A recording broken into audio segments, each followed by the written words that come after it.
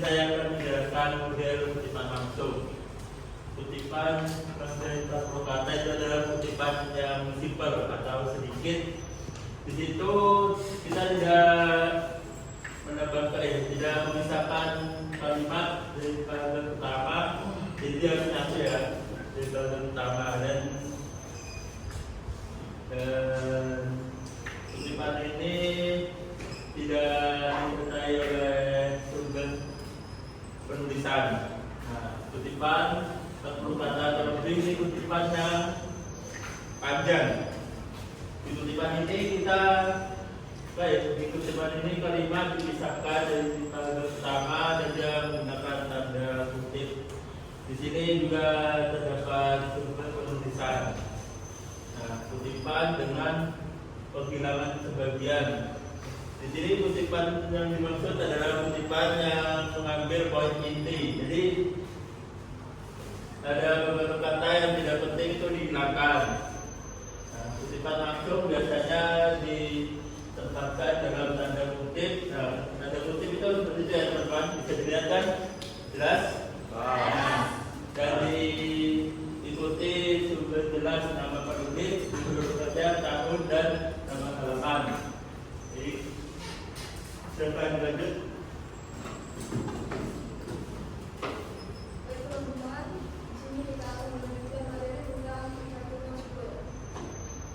Sumber ini penting teman-teman karena dalam penentuan sumber itu kita mengambil ide atau pendapat dari sebuah tulisan. Tujuannya untuk menghindari plagiarisme. Dalam penentuan sumber biasanya kita mengambil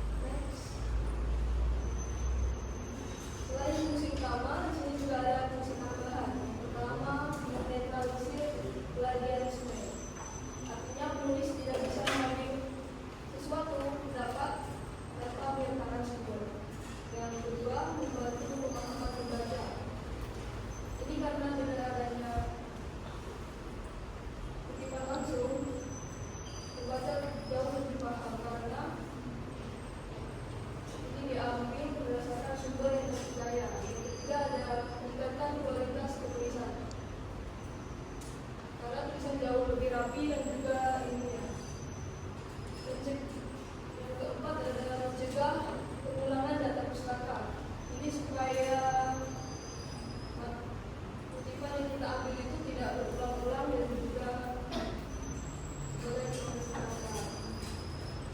Kelima adalah menunjukkan kualitas ilmiah. Keenam, memudahkan pembedaan sumber. Jadi kita itu bisa membaca itu bisa dengan mudah membedakan mana sumber kutipan dari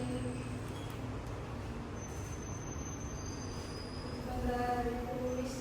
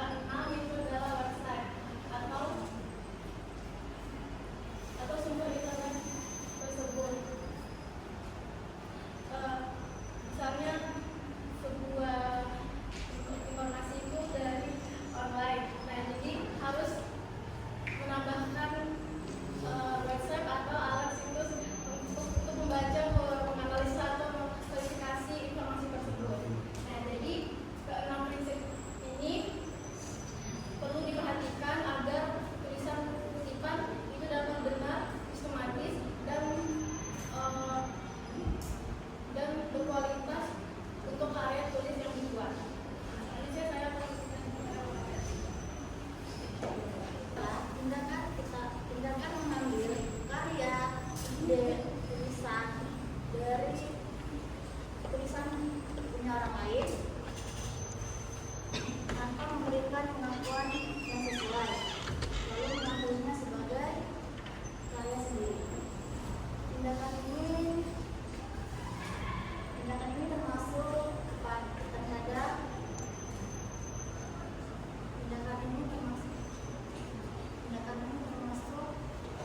pelanggaran etika akademik karena merugikan penulis dan mengasuhkan dan menurunkan kredibilitas penulis.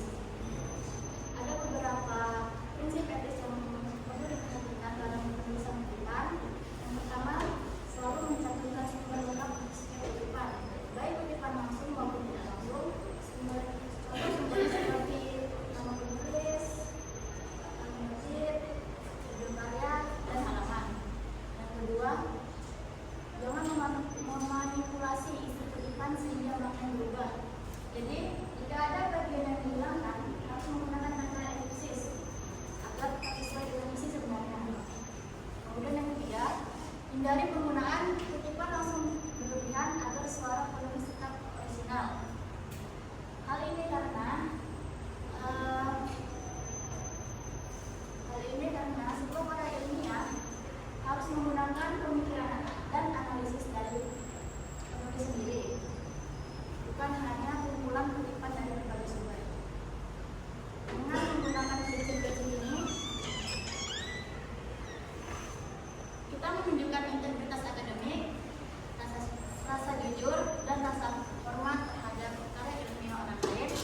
Selain itu, dengan penulisan yang benar, juga sebuah karya ilmiah jadi lebih terpercaya dan bervalid. Selanjutnya baik, di sini saya akan lanjutkan yaitu ciri-ciri kutipan langsung. Pertama, identitas kata-kata bersifat resilient, yaitu kutipan memakai kata-kata asli dari sumber tanpa adanya perubahan sehingga isi tetap sama seperti penulis aslinya. Kedua, tanda kutip. Kutipan langsung ditulis dengan tanda petik untuk menunjukkan bahwa kalimat langsung diambil dari sumber.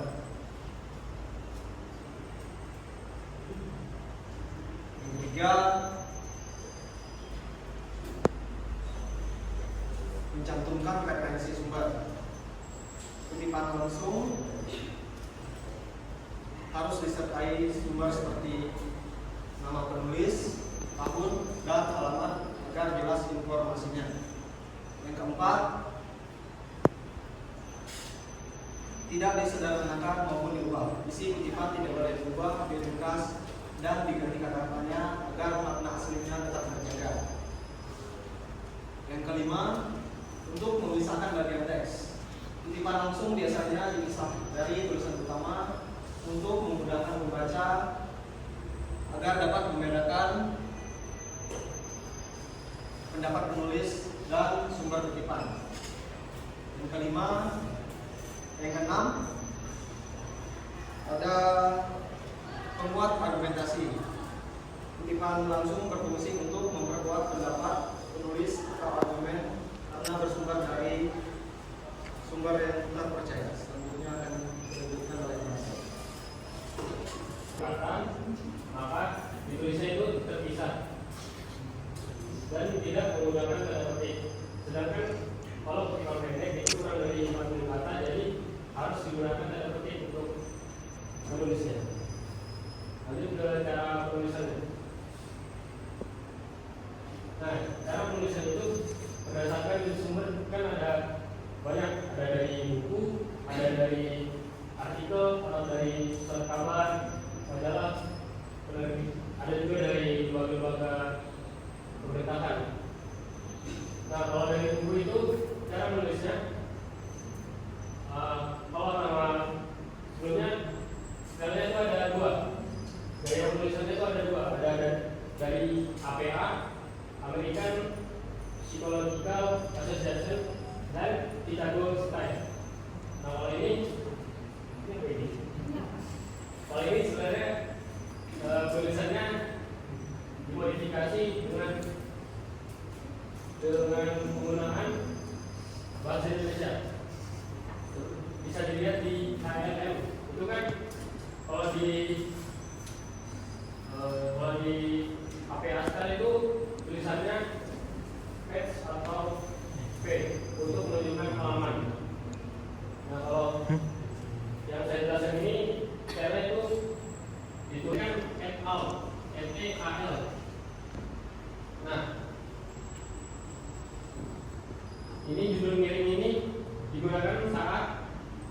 bukunya itu tidak ada pengarangnya, seperti ensiklopedia itu kan sudah ada pengarangnya, jadi langsung ditulis nama bukunya, judul miring, baru info penerbitan dan nomor halaman. Yang kita kutip itu di halaman berapa.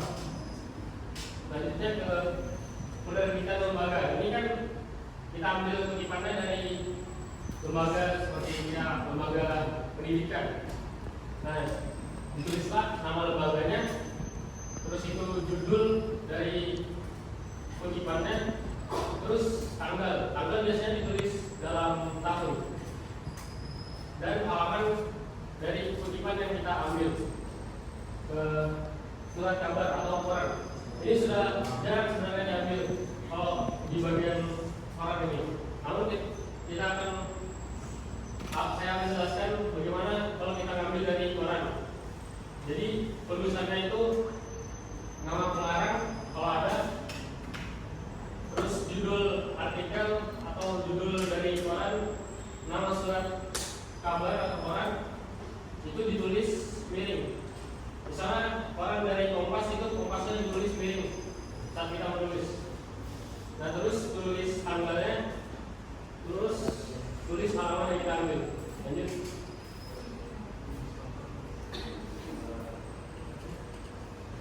Nah ini yang biasa sering kita ambil dari artikel.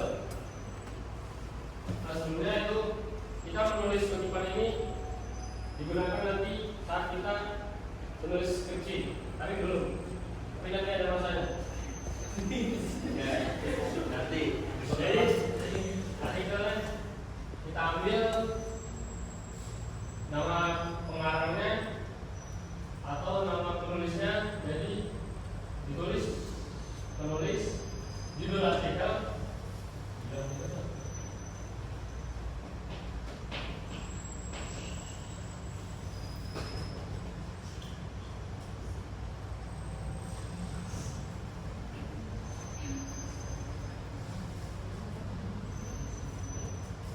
judul artikel pakai tanda petik.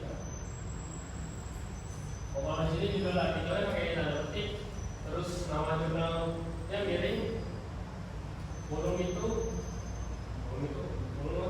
nomor, terus tulis halaman dan tahunnya. Yang terjemahan ini kita gunakan cara menulisnya saat kita mengambil dari kutipan dari luar. Terus cara menulisnya biasa kalau ada penerjemahnya, jadi ditulis terjemahan siapa, terus di kota apa, terus penerbitnya siapa, tahun berapa, dan nomor halaman berapa. Nah ini contoh kutipan langsung. Nah sebenarnya kalau kita nulis di skripsi itu misalnya berbudaya resmi.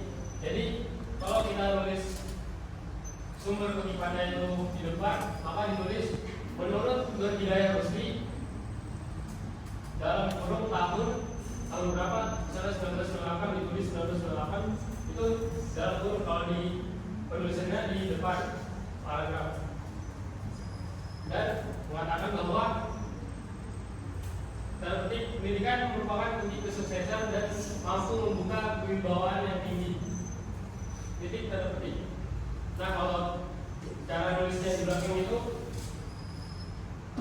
kutipannya dulu, pendidikan merupakan kunci kesuksesan dan mampu membuka kewibawaan yang tinggi. Nah bedanya di depan dan di belakang. Kalau di depan nama penulisnya jangan di dalam kurung, tapi di luar. Sedangkan di belakang kita menulisnya di dalam kurung. Berbeda resmi, koma, tahun berapa, terus kalau kita ambil dari artikel, halaman berapa, kurung. Nah, sama semuanya gitu. Ini baca semua, Pak.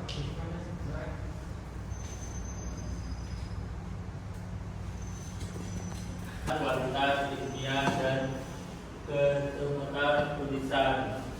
Nah, yang poin ini saya akan menjelaskan bagaimana kita menggunakan kutipan itu bisa membuat kalimat tersebut menjadi lebih ilmiah. Dan disertakan data dan pendapat penulis. Jika kalimat tersebut ada sumber informasi, maka kita akan memahami kalimat tersebut dan kalimat tersebut akan mudah dipercaya. Nah, poin kedua, menggunakan penilaian sumber. Di sini memudahkan membaca untuk mempercayai tulisan tersebut karena tulisan tersebut telah menggunakan data-data yang efektif. Membedakan data pustaka. Nah, membedakan data pustaka ini di situ membedakan pendapat penulis dan pendapat ilmiah lainnya. Intinya membedakan lah ya. Yang 1, 2, 3, 4 yang keempat meminimalisir pengurangan. Nah, ketika kita menggunakan tanda kutip itu kan jelas, jadi kita tidak usah mengulang lagi penjelasan tersebut. Yang kelima, memindah naskah. Pada kutip juga dapat memberikan naskah, membuat naskah tersebut kelihatan lebih profesional. Tentang mempermudah peninjauan dan penuntingan referensi. Nah, ini apa ya? Ini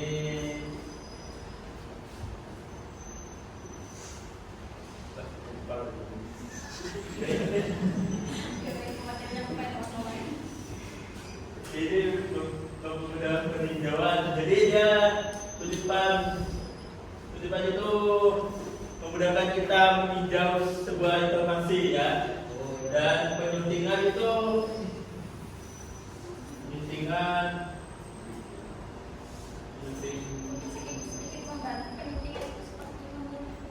oh ya, tuh ya, penyuntingan itu seperti kita memilah kalimat kembali ya. Itu manfaat kutipan, memudahkan kita untuk memilah kalimat yang penting atau tidak penting.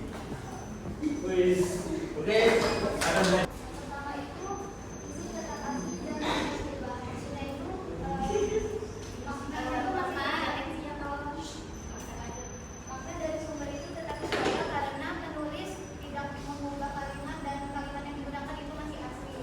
Yang kedua itu ada mengurangi salah tafsir. Karena kalimat yang digunakan itu masih asli, maka penulis tidak perlu khawatir untuk memahami isi sumber. Yang ketiga itu bukti kuat. Kutipan langsung yang diambil itu berasal dari sumber-sumber yang terpercaya. Selanjutnya itu ada kekurangan kutipan langsung. Yang pertama itu adalah tulisan menjadi panjang jika tulisan akan menjadi panjang jika kutipan langsung terlalu banyak digunakan. Yang kedua adalah mengurangi kreativitas penulis. Penulis akan menjadi kurang kreatif karena terlalu sering mengambil kalimat dari sumber. Yang ketiga itu terlihat seperti menyalin. Jika kutipan langsung terlalu sering dan terlalu banyak digunakan, maka kalimat itu akan terlihat seperti menyalin tanpa adanya kontribusi dari penulis itu sendiri. Terima kasih.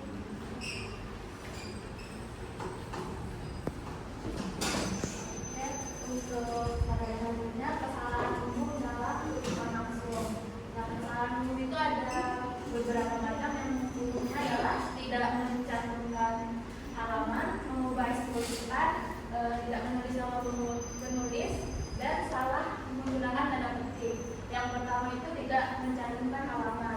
Nah, nomor halaman itu sangat penting ya teman-teman agar kita mempermudah mencari materi jika kita mencari materi di buku. Nah, contohnya itu kita mencari materi kesalahan umum dalam kutipan tidak langsung. Nah, itu tuh ada di halaman 13. Jadi kalau kita membuka buku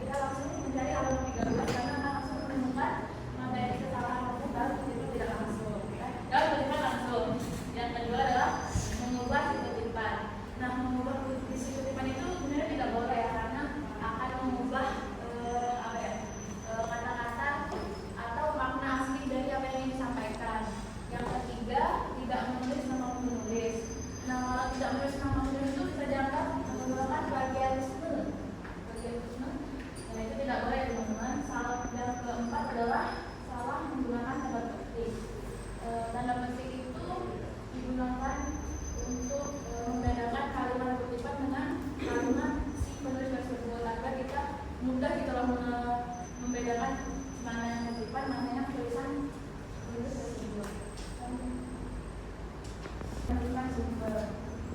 Dampaknya itu jika tidak menentukan sumber adalah beresiko plagiarisme.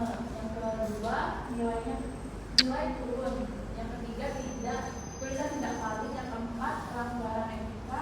Yang kelima, merugikan penulis. Nah, kalau kita tidak mencantumkan sumber itu, termasuknya plagiarisme dalam melakukan penulisan. Yang kedua, nilai turun. Jika kita tidak, misalnya kita mahasiswa dan tidak mencantumkan sumber itu, bisa jadi nilai kita turun karena tidak mencantumkan sumber tersebut, dari mana kita dapat, dari mana kita memperoleh sumber tersebut. Yang ketiga, tulisan tidak valid.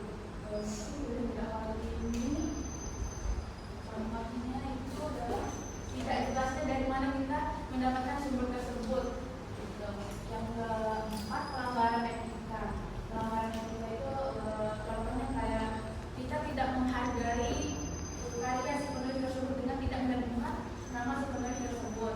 Yang kelima, merugikan penulis. Nah, jika kita tidak menuliskan mencantumkan sumber itu, sama saya dengan tidak menghargai apa yang dia tulis, dengan tidak mencantumkan sumber tersebut, kita penulisnya itu tidak mendapatkan penghargaan atau tidak mendapatkan apresiasi dari. Terima kasih untuk pemateri yang telah menjelaskan materi yang sangat panjang dan sedikit. Ada yang setuju?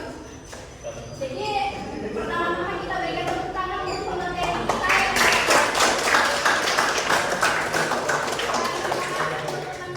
Mendengarkan dengan seksama walaupun ada yang setelah itu, pertama-tama kita akan memasuki sesi diskusi. Jadi siapapun yang ingin bertanya kepada kelompok satu dan usahakan pertanyaannya sedikit logis dan usahakan kritis. Silakan yang mau bertanya siapa?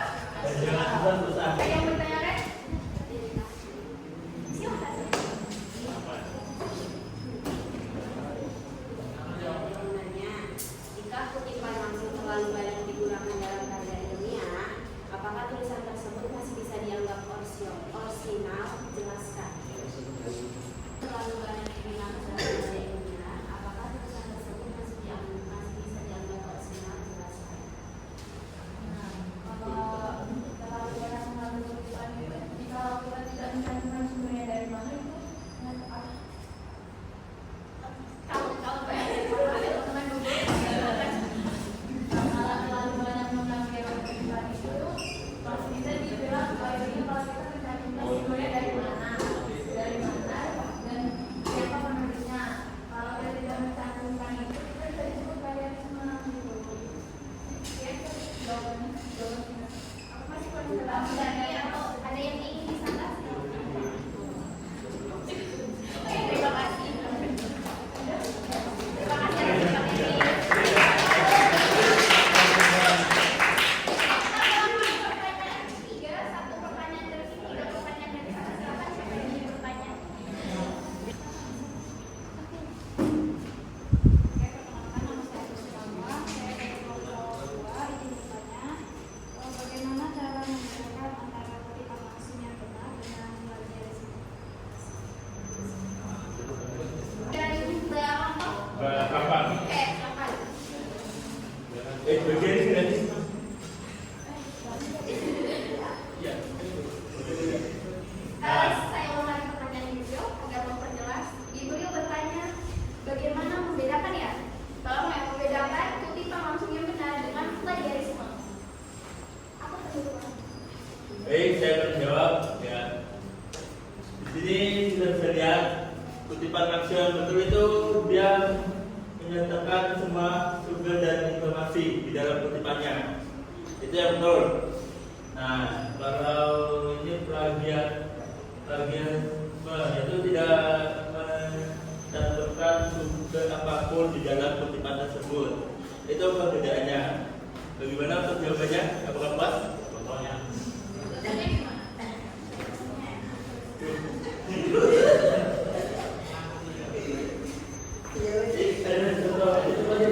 Gimana? Nah, ini contoh kutipan langsung yang betul. Dan menyatakan nama penulis menulis dan poin-poinnya di dalamnya. Ini yang betul. Yang plagiat ada nggak? Ini mau dibantuin dari pemateri lain. Ya, Ada halaman, silakan. Nah, jadi kan kalau yang asli itu misalnya siapa Albert Einstein, dia Albert Einstein ini nama penulisnya, dia ada penulis. Terus kalau di kutipan langsung biasanya ada tahunnya, kita tulis juga tahunnya biar udah ada pelajaran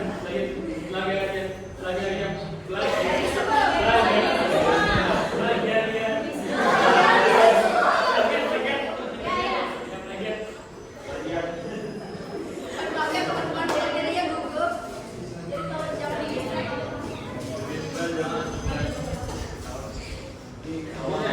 Kalau asli itu dia ada nama penulis, ada tahunnya, buat akun lagi ada halaman. Nah itu ditulis di dalam kurung. Tapi kalau di depan jangan ditulis di dalam kurung nama penulisnya, cuma tahunnya aja yang ditulis, ditulis tahunnya. Nah kalau plagiat itu kita nulis enggak, Bill Gates. Kesuksesan adalah guru yang buruk yang menggoda orang pintar menjadi percaya bahwa mereka tidak akan pernah kalah. Nah ditulis namanya, misalnya nama Billy. Nah itu termasuk plagiat, ya kan Pak?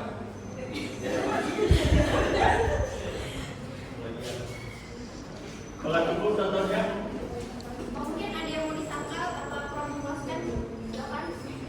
Ya. Terima kasih. Pak Anggi. Saya ingin tanya dari bahwa tadi disebutkan bahwa ada bagian kutipan yang dihilangkan harus menggunakan tanda elipsis. Nah, apa itu tanda elipsis? Nah, tadi di materi saya ada saya sebutkan dalam prinsip etis kalau ada bagian yang dihilangkan harus menggunakan tanda elipsis. Tanda elipsis sendiri itu merupakan tanda baca yang berupa tiga berurutan yang digunakan untuk menunjukkan ada bagian yang dihilangkan tanpa mengubah makna dari kutipan tersebut. Contohnya kalimatnya pendidikan merupakan hal yang penting bagi manusia karena dapat meningkatkan kualitas diri dan masa depan. Setelah diubah menjadi menggunakan tanda elipsis, menjadi pendidikan merupakan hal yang penting meningkatkan kualitas diri dan masa depan. Mas, kelas. Ya, baik, perkenalkan nama saya Marius dari Kadinonyong. Saya dari kelompok 3 ingin bertanya. Di slide 15 tertulis aturan mutlak bahwa pendidikan langsung tidak boleh disederhanakan atau diperbegitu. Nah, pertanyaan saya, bayangkan jika kita mengutip sebuah jurnal dunia yang ternyata di dalamnya ada kesalahan data atau salah ketik yang fatal. Apakah kita harus tetap menyalinnya mentah-mentah yang membuat tugas kita ikut ikutan secara demi mematuhi aturan tidak boleh dirubah, atau boleh kita perbaiki demi kebenaran informasi di mana batasan antara taat aturan dengan menyebarkan kesalahan. Ini kita ngutip dari orang, dari analis. Jadi kan kalau kita mau menyalin kutipan, tapi kutipannya terdapat di dalamnya ada typo atau kesalahan, kalau dalam metode kutipan langsung itu tidak boleh kita ubah. Tapi kalau di kutipan tidak langsung, maka itu kita boleh mengubahnya. Tapi untuk alternatifnya, maka kita mencari data yang mirip-mirip dengan yang kita cari. Pak, nama saya Wiles dari kelompok 3. Saya ingin bertanya, menurut pendapat kalian, apakah perkembangan teknologi AI dan internet saat ini semakin mempermudah atau justru memperbesar risiko hilangnya identitas orisinil dalam sebuah karya? Jelaskan. Nah, kalau penggunaan AI itu sebenarnya dia tengah-tengah ya, dia bisa jadi kayak membantu kita dalam mencari sumber, terus tapi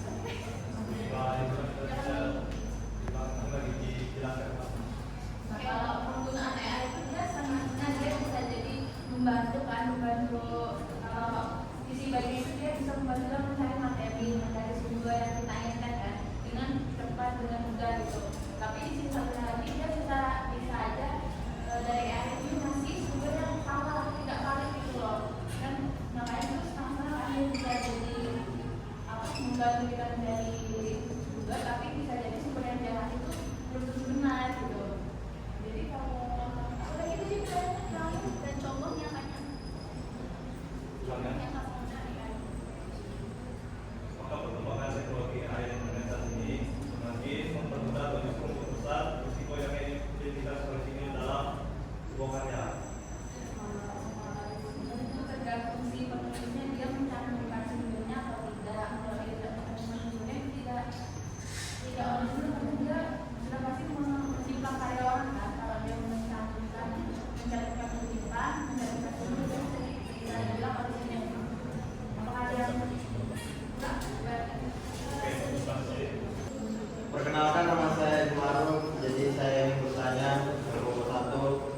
Jadi itu pertanyaannya, apa saja keunggulan dan kekurangan kutipan langsung dalam penggunaan penulisan ilmiah? Jelaskan bagaimana cara menggunakan kutipan langsung agar tulisan tetap terlihat orisinal dan tidak hanya menyalin pendapat orang lain. Berikan minimal 2 contoh penerapannya. Keunggulan dan kekurangan juga menurut saya. Ya. Jadi keunggulan dari kutipan langsung yaitu dia lebih akurat, kemudian juga gampang untuk dipakai. Adapun untuk kekurangannya itu kalau terlalu banyak tulisanmu akan terlihat seperti dan juga kelihatan kalau kamu tidak mikir sendiri.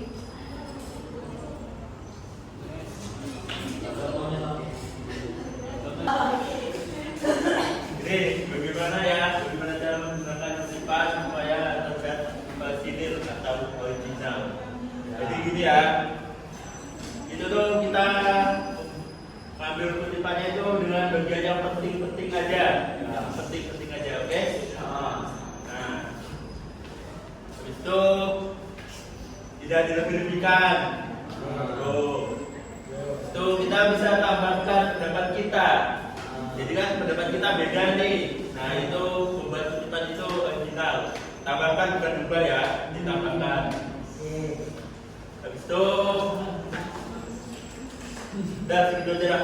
Itu udah lihat original banget itu, betulan. Itu original banget kayak gitu. Coba. Ya untuk contoh akan dijelaskan oleh teman saya. Siapa mau jelaskan? Apa aja? Ya, aku nggak tahu nih. Kalau aku tahu jelaskan. Jadi misalnya ambil yang Albert Einstein untuk terlihat original, kita motifnya kan nyalin tuh, baru kita masukkan ke tugas ya, tugas. Imajinasi lebih penting daripada pengetahuan.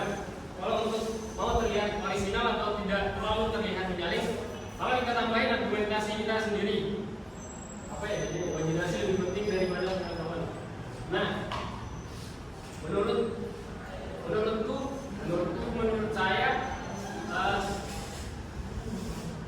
kenapa imajinasi lebih penting daripada pengetahuan? Banyak. Nah itu titik seterusnya. Ambil kalau contoh keduanya, siapa ya? Ini yang belum nih, Oprah Winfrey. Kadang-kadang kita tidak bisa memilih bagaimana kita dimulai dalam hidup, tetapi kita bisa memilih bagaimana kita mengakhiri. Karena sudah mengakhiri kita sudah selesai.